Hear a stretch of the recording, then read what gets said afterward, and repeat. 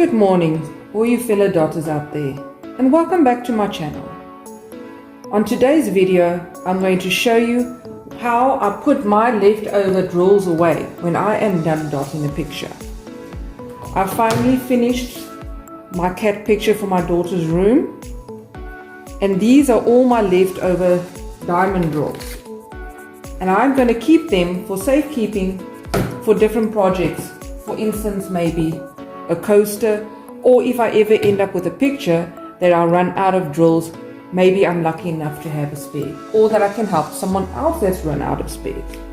If you all can remember correctly from my previous video on how I kit up, and if you haven't seen it yet, go have a look on my channel, it's there. You will remember that I sort my drills according to the symbol on the chart. Not the number, and not the DMC drill number, but the symbol, the A, B, C's and the 1, 2, 3's. Makes it easier for me when I do my picture, because that is what you're looking at while you're dotting.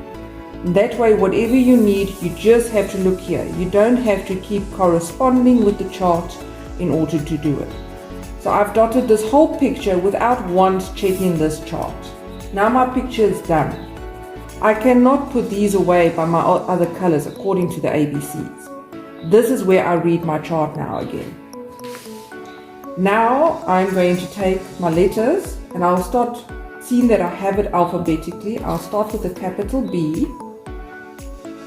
I'll look for my capital B, which is down here. And I see my capital B DMC number is 915. This one will be stored under my DMC color-coded, sorted, leftover drills in a packet under 915. This is what my container looks like, where I keep all my leftover drills. I just used an empty beer box, one for the outside and another one where I cut through thin strips. Then I covered it all with some wrapping paper, whichever you like, and then you can cover it with Decifix to keep it clean, because Decifix is easy to wipe if it does happen to get dirty with time. And then I glued the strips into my beer box with hot glue. And then the other thing that I done was I went on my computer and I printed myself some cards. On each card, on the top, I have the DMC number, and this number 3 is the category number that I will show you just now, where each group of colors is grouped under a number for a collection of colors. And for the fun of it, I downloaded the names of all the DMCs and I put that on the card as well. In this card now, in front of the box, I will put that color dot. I have gone and placed all the cards for every DMC that you possibly can get numerically in order in this box. As my rows fill up, I just move them up a bit and I take another column. When I started this box, I had only 1.5 columns full of dots. I have already started my 5th column by now. Here is my one set of cross-reference charts. This is the numerical order. As I kit down, I check to see if I've already got that color in my collection. For instance, now we said 915. I would turn to this side. Now see there, 915 has not got a tick yet. So that is a new color that I've added to my collection. And 915 falls under the group 3. Remember I spoke about the groups on the card. 915 falls under group 3. And this cross-reference goes according to the colors as I mentioned earlier. So then if I look under the pink, the number 3, you'll see is pink shades, and 915 is all the way down here. And then I will place 6 of these leftover drills over here. with just some nail glue or whatever you have available. And then when I use it later, I can use it as a cross-reference to be able to find a specific color I'm looking for quickly and easily without having to search through all these drawers. That comes in very handy when I make coasters like this from scratch where I have no color codes to work from. If I just show you, it's 2 pages. And these are all the shades that you get. And as you can see, I've spotted quite a reasonable collection of colors already. And everywhere where there's no dots, it means I haven't had the privilege of having those colors in my picture yet. Okay, so let's get started.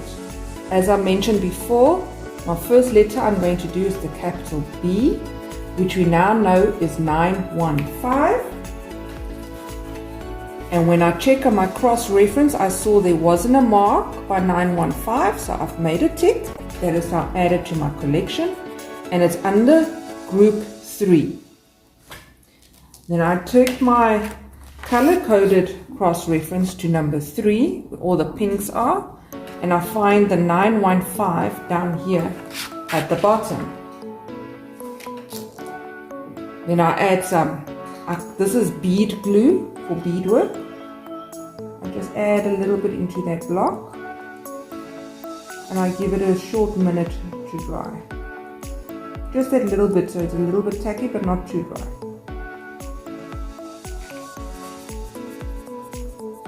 In the meantime, here in my box, I will look for 915. It's numerical. There it is. It's a dark plum color, and as you'll see, there's no packet for a color in there. That will change soon. Take some of my dots.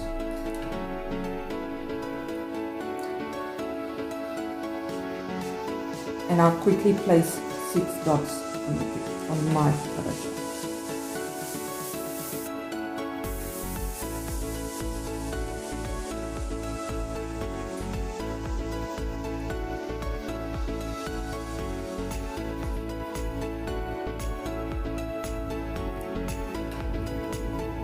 After placing the dots, I'm just putting them back in here because it's easy for me. I take one of my new Ziploc bags because there isn't one yet, and I take a label. You'll see all my pictures have got a small rectangular label on it, and on this label I'll write the color number.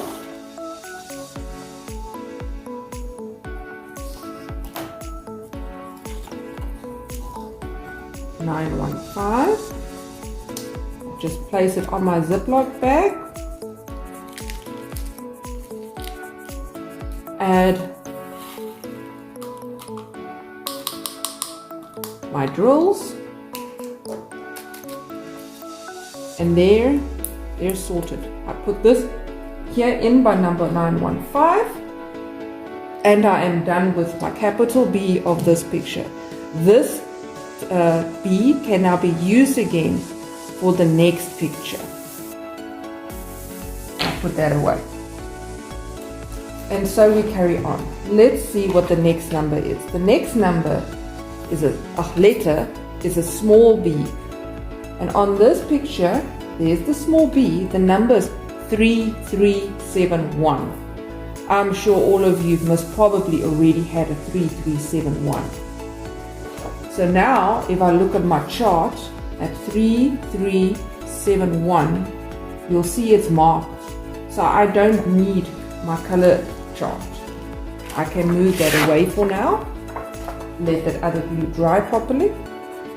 And I come here into my box and I look for 3371. Oh, there we go. There it's sticking its head out. But look at this. I have 1, 2, 3, 4, 5 shades of 3371. If you were to go under a nice proper lighting, you will notice that each packet here has got a different shade of black brown in it. Let's hope today that this one fits with one of these. So I'll do a color check. I put some of my stones at the edge, and then I start checking packet for packet. No, this one is darker than that. It's also darker.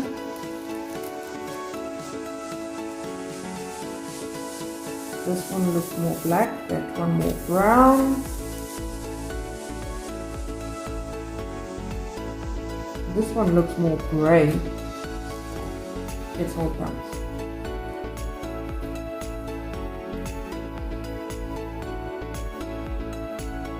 This one also looks more black. So seeing that all the shades are different, I'm sure you've guessed it, I take another new packet and make myself another 3371, which means now I have got 6 shades of this color. I place my drills in it and I put all of them under 3371.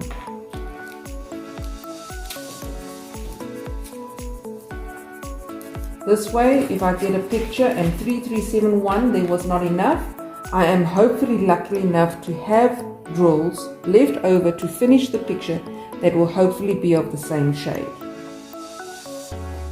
And so we'll go through everything. And if I come now across a letter with a number where the color is the same, then all I do is I add these into the packet I already have. I only make a new packet if the shades are different. If the shades are the same, you add them, and that way you save space. Okay, let's get sorting.